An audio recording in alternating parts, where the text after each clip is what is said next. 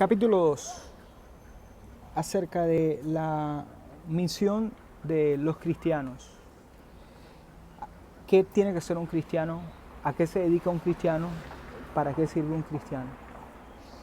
Todo este asunto de Netflix nos lleva a preguntarnos cuál es el objetivo de ser cristiano, cuál es la meta del cristiano. Hay una película que quizás ustedes han visto que se llama Los Avengers, Los Vengadores. La película trata de una cantidad de superhéroes, cada uno de ellos tiene un superpoder y enfrentan enemigos que vienen de otros planetas a destruir el planeta Tierra. Uno de esos enemigos famosos es Thanos y bueno, Thanos quiere destruir la Tierra y los Avengers luchan con él y hacen de todo para defender la Tierra. Pero en medio de todo eso surge la pregunta: ¿por qué se llaman los Vengadores? ¿Por qué ese título, los Avengers? ¿Por qué los Vengadores? En la película ellos explican y ellos dicen: somos los Vengadores porque si no logramos salvar la Tierra, la vamos a vengar.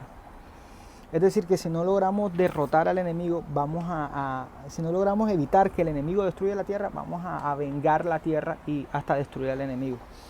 Y les traigo esta colación porque no existe tal cosa como los Avengers de Cristo, ni la misión del cristiano es ser un vengador de la palabra de Dios y estar lastimando, golpeando, insultando o en contra de todo lo que no esté de acuerdo con la palabra de Dios. No somos unos Avengers de Cristo, no, nuestra misión no es estar destruyendo, maldiciendo o qué sé yo, caer en un plan ridículo de hacer una huelga para algo o contra alguien que no entiende y que no conoce acerca de Dios. No somos los vengadores de Cristo, no somos los Avengers de Dios. Ahora, siempre ha existido en la iglesia tal deseo de manifestar poder. Desde el apóstol Juan, cuando le dice a Jesús: déjanos orar para que caiga fuego del cielo y esta gente aprenda quién eres tú y te respete. Y Jesús le dice: ese no es nuestro espíritu. Les comentaba en el video anterior. Desde siempre ha existido ese morbo, ese fetichismo en medio de la iglesia, en algunas personas, de pretender que ser cristiano es una suerte como de caballeros del zodiaco, mientras, Dragon Ball, mientras más muestras un poder, mientras más muestras que eres invencible, entonces eso sí es verdaderamente cristiano. Y no es verdad. O sea, hay unos que te venden que ser cristiano es que nunca vas a tener un problema, que nunca vas a tener dificultad y que siempre vas a estar ganando. Eso ni Jesucristo lo vivió, ni Jesucristo lo predicó. Y entonces desde Juan siempre ha existido la tendencia de querer utilizar el poder de Dios, la palabra de Dios y la iglesia para fines propios, para ganar, para de alguna forma establecer nuestro interés o de alguna forma garantizar nuestra perpetuidad, la continuidad de nuestra visión, de nuestros anhelos, ¿verdad?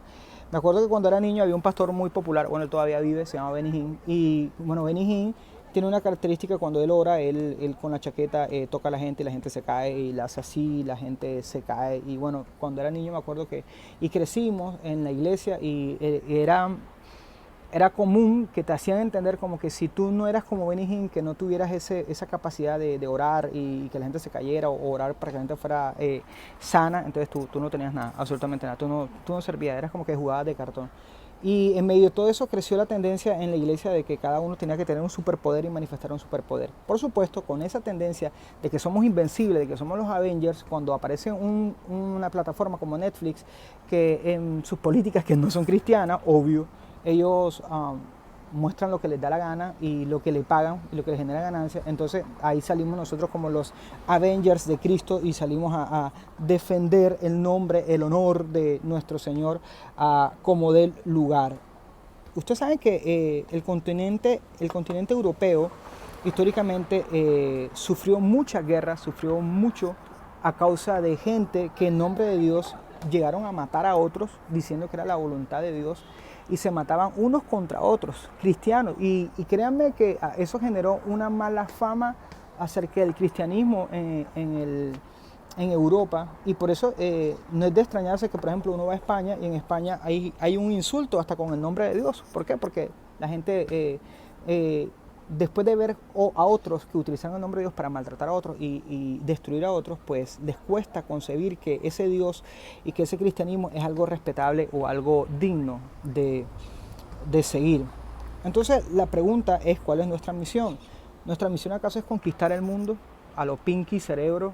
Tenemos que conquistar el mundo, buscar la forma de tener tanto poder o de ser tan súper modernos y tan súper agradables de que vamos a conquistar el mundo. Llegará el día en que la iglesia conquistará, como te dicen, los 7 montes, el monte de la educación, el monte de los medios de comunicación, el monte de la política, o la Biblia no dice nada al respecto. La Biblia no dice nada al respecto, ni Jesús lo prometió, ni está en ninguna parte de la Biblia. Dice que al final nosotros vamos a quedarnos con la tierra, que vamos a gobernar la tierra y que vamos a ser invencibles y que la iglesia va a estar por encima de todo. Eso no lo dice la Biblia. Al contrario, la Biblia dice que cielo y tierra pasarán, que esta tierra pasará y que nuestra herencia está en el cielo.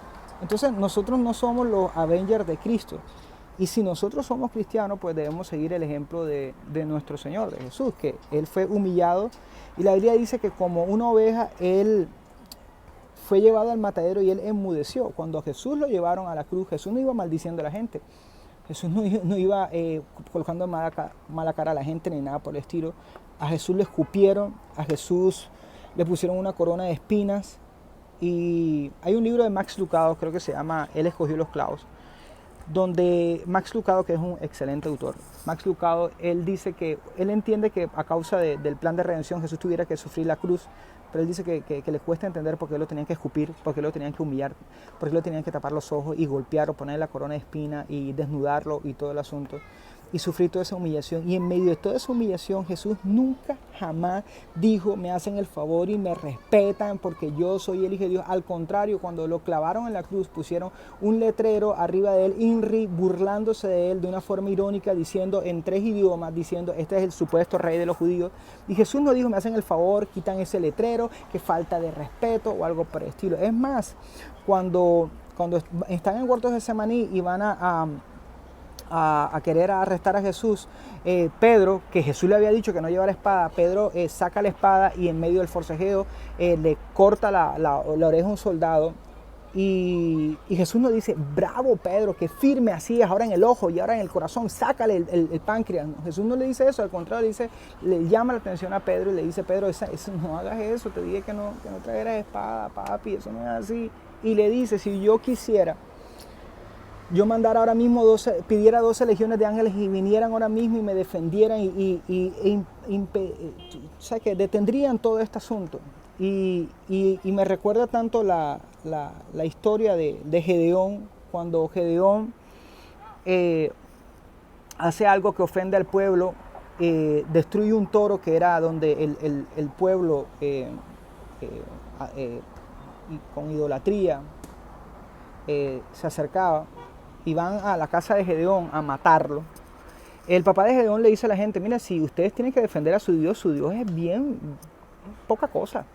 Si su Dios realmente esto lo ofende, si su Dios es real, que su mismo Dios se defienda. Me llama la atención eso. Porque si Dios tiene algo contra Netflix o cualquiera, contra los homosexuales, ¿por qué Dios no manda un rayo desde el cielo y los fulmina a todos? ¿Por qué Dios no le quita el internet a Netflix o le manda un virus celestial que no se puede arreglar nunca jamás y se pierda todo? ¿Por qué Dios no hace eso? Me recuerda el pasaje cuando Jesús alimentó a los 5,000. Cuando Jesús alimentó a los 5,000, ¿por qué los alimentó? Porque eran 5,000 buenos, puros, santos, inmaculados, sin mancha, porque no habían pecado, o ¿por qué los alimentó? Porque no iban a pecar más nunca. ¿Será que esos 5,000 volvieron a pecar? Y si volvieron a pecar, entonces ¿por qué Jesús los alimentó? Entonces Jesús es un tibio, Jesús estaba patrocinando el pecado, Jesús estaba patrocinando al abusador, al violador, al homosexual y de cuántas cosas. ¿Por qué Jesús le dio comida a la gente? ¿Por qué la Biblia dice que Dios hace caer la lluvia sobre justos e injustos? ¿Por qué la Biblia nos dice que Jesús nos enseña una y otra vez que tenemos que perdonar al que nos ofende, que tenemos que orar por nuestros enemigos? Porque Jesús nos dice que somos bienaventurados cuando nos persiguen y hablan de cuánta maldad acerca de nosotros. Si Jesús nos está diciendo eso, entonces, ¿por qué nosotros insistimos en un plan que a mi parecer es ridículo y fuera de tono, de querer armar una guerra virtual para defender el honor de nuestro Dios cuando no hace falta defender el honor de Dios, porque Dios es Dios supremo, Jesús es nombre sobre todo nombre. Y si hay alguien que no lo quiere aceptar, tarde que temprano, y eso sí lo dice la Biblia, que aun los que se burlaron de él, que los que lo negaron, un día van a tener que doblar su rodilla delante de él y confesar que Jesús es Señor para gloria de Dios el Padre. Eso lo dice la Biblia en Filipenses capítulo 2, donde dice que tengamos el mismo sentir de Cristo Jesús, que nos humillemos para que el Señor nos exalte cuando fuere tiempo. Entonces dejen de estar pensando que vamos a tener un día un mundo libre de pecadores, porque nos tendríamos que ir nosotros también. O un mundo inmaculado. Eso ya vendrá después cuando se cumpla toda la palabra en un cielo nuevo y una tierra nueva. Pero quiero dejarles una pregunta. ¿Qué harías tú si entras a una clínica de urgencias, te estás muriendo y te logran salvar, y cuando al día siguiente reaccionas o a las horas reaccionas, te dicen que el que te logró salvar fue un cirujano y ese cirujano era homosexual?